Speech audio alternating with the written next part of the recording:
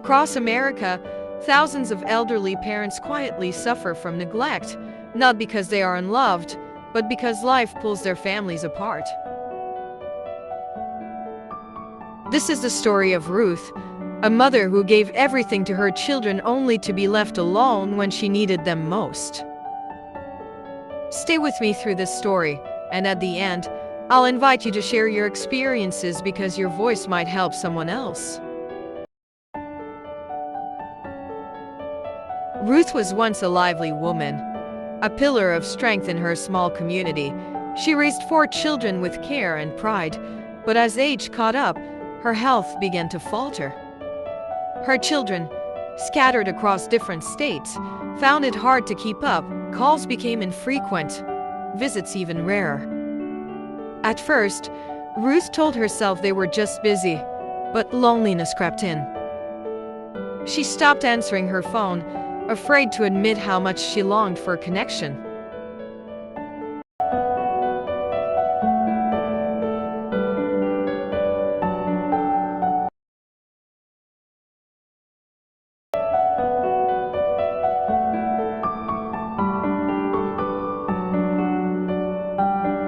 Ruth, an 82-year-old widow who lived alone at the edge of her street. She wasn't invisible. People saw her now and then, sweeping her porch, watering her plants, walking slowly with her cane. But over time, she was seen less and less, and like many mothers, she believed that when her time of need came, her children would be there. But life didn't go that way. 2 moved abroad. Another got caught up in his own financial struggles. The youngest, a daughter, called once every few months, promising to visit soon. Soon never came. Months passed, and Ruth's health started to fade. Without regular care, she struggled with even the simplest tasks, reaching the top shelf, cooking her own meals, remembering to take medication. Her neighbors began to notice. The curtains were always drawn, the porch light stayed off, no sound from the TV. No movement. No Ruth. Maybe she's with family. One neighbor thought, maybe she's just resting. Another guessed. But day after day, the silence grew heavier. One afternoon, something felt different. The mail had piled up, and a neighbor named Joyce, who usually saw Ruth on her morning walk, hadn't seen her in over a week. Joyce knocked gently, then louder. No answer. Worried, she tried the doorknob. Locked, but then she heard a sound. Faint, like a whisper. Help! Ruth had fallen the day before. She had tried to reach the phone but couldn't. She lay on the cold floor, hungry, dehydrated, and frightened. She couldn't move, couldn't call, couldn't scream loud enough. Joyce called emergency services, and when paramedics arrived, they had to break through the door. Ruth was rushed to the hospital, weak, confused, and heartbroken, not just from the fall, but from the long silence she'd endured. She survived, but something in her had changed. Not physically, the doctors said she'd recover. Emotionally, she had lost a piece of hope. In her quiet voice, she asked the nurse, "Did anyone call about me? My children? Do they know I'm here?" The nurse gently shook her head. This story isn't rare. In our communities all over the world, there are Ruths everywhere. Parents, aunties, uncles, elders, left behind. Not always out of cruelty, sometimes just forgotten in the noise of life. But the result is the same. Silence. Loneliness. A fading light in a room once filled with love. We're all busy. Jobs, children, responsibilities. We don't mean to forget. We tell ourselves we'll call tomorrow. Visit next month. Check in later. But later is sometimes too late. Thankfully, Ruth had a neighbor who noticed, who cared, who acted. But not everyone has a Joyce.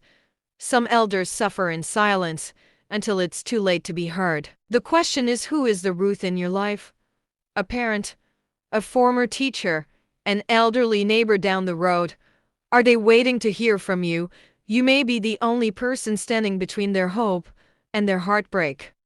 In a small hospital room, tucked away in a quiet corner, Ruth lay still, The machines beside her beeped steadily. The nurse gently fluffed her pillow, offered her a sip of water, and asked softly, "Is there anything else I can get you?" Ruth looked up. Her voice was barely a whisper, but the words carried the weight of years and longing.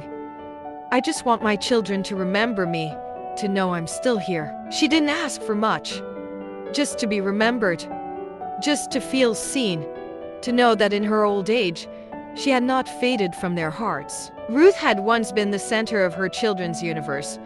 She'd stayed up late when they were sick, worked double shifts so they could stay in school, missed meals so they could eat first. Like many mothers, she believed one thing with all her heart, that when her time of need came, the children she raised with love would return that love in her later years. But life moved on, and so did they. Ruth, the same woman who once held them when they cried, was now left holding only fading memories. She didn't want to complain. She didn't want to be a burden. But inside, her heart broke a little more every day. When she said, "I just want them to remember me," the nurse didn't know what to say, because this wasn't just about loneliness.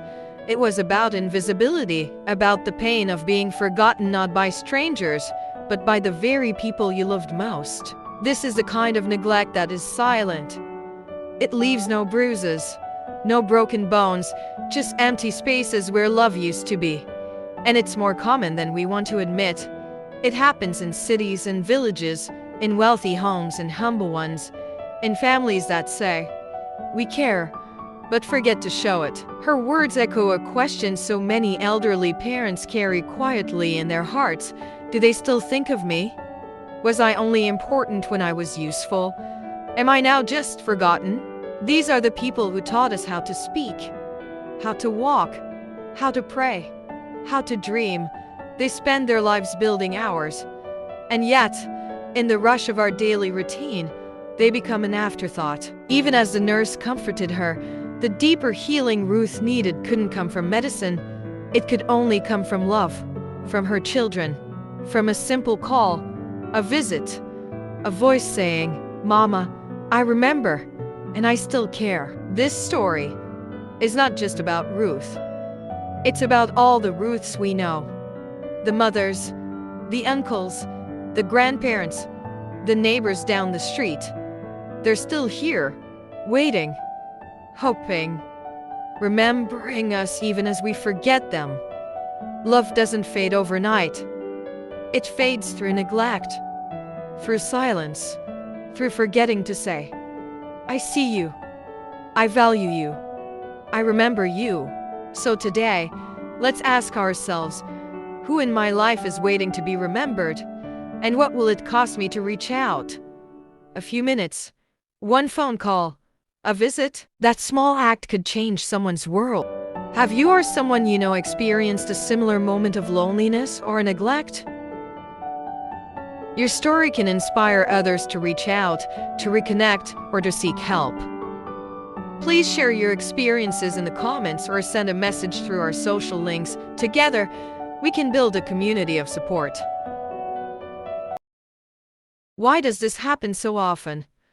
Why do the very people who once carried us, nurtured us, and guided us through life end up sitting alone in a quiet room, waiting for a phone call that never comes? It's not always because their children don't care. Sometimes the reason is far more complicated and much more common. Many adult children today face enormous pressure. Work deadlines, raising kids, bills, health issues, distance, both emotional and physical. For some, the nearest parent is hundreds of miles away. For others, even when the parent lives close, time and energy seem stretched thin. So a call becomes a text, a visit becomes a promise, and slowly, unintentionally, love becomes silent. This isn't always neglect by choice. Sometimes it's neglect by circumstance. But here's the truth. Circumstances don't excuse consequences. An ignored call still leads to loneliness. A parent left behind still feels forgotten even if you didn't mean to forget. Remember when they carried you to school, stayed up all night when you were sick, worked extra shifts just so you could have a better chance in life. And now, all they want is your presence. They gave their youth for your future, your voice, your time. But here's the good news. Awareness is the first step toward change. We can't change the past, but we can change the pattern. What if we paused today and picked up the phone? What if we planned just one visit this week? It doesn't take much to bring light into their lives. What if we said thank you while they can still hear it? One call, 1 hour, one kind word. Sometimes, that's all it takes to remind them and ourselves that love isn't lost. It's just been waiting. We must ask ourselves, how can we balance our lives without leaving our elders behind? Because a career can wait. Even money comes and goes. But the time we don't spend with those who loved us first, we can never get it back. Let's do better. Not out of guilt, but out of gratitude. If you're watching this and thinking of your own parent or grandparent, pick up the phone. Visit if you can. If you can't, send a message or a letter. Small acts of love can mean the world. And if you're struggling with guilt or complicated feelings, you're not alone. Reach out for help. Now, I want to hear from you. Have you ever cared for an elderly parent, faced challenges in maintaining family connections, or maybe you've witnessed neglect and want to help? Your voice matters. Please share your story below. Together, we can learn, heal, and create a culture where no one feels left behind. Thank you for listening with an open heart. Subscribe to Left Behind by Love for more stories that remind us of the power of compassion. Remember, no one should be forgotten.